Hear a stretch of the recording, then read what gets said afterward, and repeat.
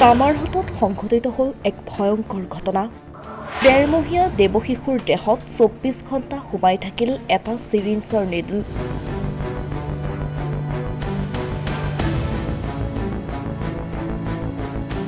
শিশুৰ জীৱনৰ সৈতে হেতালি ANM নাৰ্ছৰ।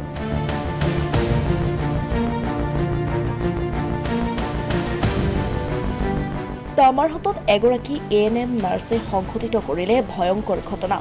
ডেৰমহীয়া শিশুক টীকাকৰণ কৰাৰ ২৪ ঘণ্টালৈকে শিশুৰ দেহত সোমাই থাকিল চিৰিঞ্জৰ নিডল।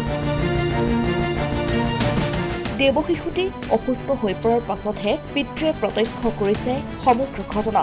তাৰ পাছতেই লাগিছে হোৱা। পিতৃয়ে শৰীৰৰ পৰা উলিয়াই দিছে চিৰিঞ্জৰ নিডল। চাওক ভালদৰে এই নিডলটো। ২৪ ঘণ্টা ধৰি এই কণমানিটোৰ দেহত সোমাই আছিল এইটো নিডল। ইয়াৰ পূৰ্বে এইগৰাকী নাৰ্ছে সংঘটিত কৰিছিল অনুৰূপ ঘটনা। তাকে লৈ এতিয়া ক্ষুব্ধ হৈ পৰিছে অভিভাৱকসকল। মোৰ ছোৱালীৰ লগত এটা দুৰ্ঘটনা হৈছে। সেইটো ২৭ তাৰিখত আমাৰ গ্ৰামত আশাৰ মাধ্যমত চিষ্টাৰে আহি ২৭ তাৰিখ দুপৰীয়াত ভেকচিন কৰিছে। ২৭ ডিচেম্বৰ ভেকচিন কৰিছে। তো আমি আছিলোঁ বাহিৰত, কালি আহিছোঁ। আহি পিনি আমি দুপৰীয়াত ছোৱালীটো মানে বিৰাট দিগদাৰি কৰি আছে, কান্দি আছে। যাৰ কাৰণে আমি তাক মানে কাপোৰ চাপোৰ খুলিছোঁ। খোলাৰ পিছত ৪টা ভেকচিন কৰিছে, কিন্তু এটা নিডিল, এই নিডিলটো তাৰ মানে শৰীৰত সোমাই আছে। তাৰপিছত কি হৈছে? হয়, পিছত মই এই নিডিলটো চোৱাৰ পিছত গাঁৱৰ মানুহ দুজনক মাতি আনিলোঁ আৰু এই আমাৰ লগ চুবুৰীয়াৰ মানুহ আহিছে। আহি কিনি চালে, চোৱাৰ পিছত এইটো আমি পুৰুব ৰাখিছোঁ। পিছত নিডিলটো মই নিজে ওলাইছোঁ। ওলাৰ পিছত মই ডক্টৰক অৱগত কৰিছোঁ, কিন্তু ডক্টৰে এতিয়ালৈকে কোনো গুৰুত্ব দিয়া নাই। আৰু এনেকৈ ঘটনা এটা ঘটিছে ১.৫ বছৰ আগত। এই চিষ্টাৰে ঘটাই থৈ গৈছে এই আমাৰ গাঁৱতে। আগৰ ঘটনাটো এইটো হাৰ্ডিত ইনফেকশ্যন কৰিছিল ইনজেকশ্যন দি। যোৱা ২৭ ডিচেম্বৰ বুধবাৰে কামাৰহাট ক্ষুদ্ৰ প্ৰাথমিক চিকিৎসালয়ৰ অধীনস্থ পোকালাগি কেন্দ্ৰৰ আন্না দেৱনাথ নামৰ এইগৰাকী নাৰ্ছে পলাশকান্দি গাঁৱৰ আশা কৰ্মীৰ ঘৰত টীকাকৰণৰ শিবিৰ পাতিছিল।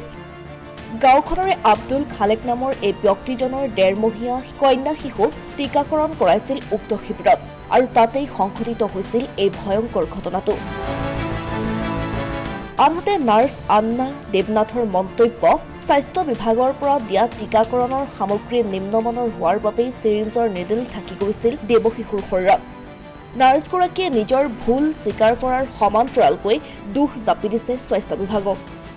কিন্তু মই সিদিনা বুধবাৰ আছিল, মই পলাশকান্দি গাঁৱত গৈছিলোঁ। গাঁৱত গৈ যাওঁতে মই ভেকচিনেশ্যন কৰিছোঁ, কিন্তু মোৰ মিষ্টেকৰ কাৰণে হওক যি কি নহওক আৰু মই মানে ক'বলগীয়া মোৰ নাই। কিবা মই এটা বাচ্চাক ইনজেকশ্যন দিছোঁ, ফাৰ্ষ্ট ড'জ দিছোঁ। BCG-টো কৰি মানে চিৰিঞ্জটো অলপ মিষ্টেক হৈছিল নেকি। কিন্তু এইটোতো টিপিব নাজানে, মানে কোনো মেছেজ কৰিব নালাগে। এনেকৈ কৰিছে, সিহঁতৰ কাপোৰ চাপোৰ হয়তো এৰাইছে, বিজিটো ভিতৰত সোমাই আছে। বাচ্চাক ভেকচিনেশ্যন কৰাৰ ক্ষেত্ৰত যিবিলাক মেটেৰিয়েলছ দিয়ে, আচলতে এই মেটেৰিয়েলছবিলাকৰ কিবা কমি থাকে নেকি? তাৰ ফলত থাকে মানে কি, চিৰিঞ্জটো অলপ নিডিলটো অলপ আছিল, লুজ আছিল, সেইকাৰণেই হৈছে। ইমান দিন মই ২২ বছৰ ২৩ বছৰ মোৰ অভিজ্ঞতা, এনেকুৱাতো কোনো হোৱা নাই, মই কেতিয়াও শুনা নাই। কিন্তু বাচ্চা মানে কৰাতে চিৰিঞ্জ ভাঙি যায়, কিন্তু এনেকৈতো ওলাই নাহে। তাৰমানে ইয়াত যিবিলাক মেটেৰিয়েলছ দিছে, চিৰিঞ্জৰ কাৰণে এনেকুৱা হৈছে। মেটেৰিয়েলছবিলাক উপযোগী নহয়, কাৰেণ্ট না আছিল।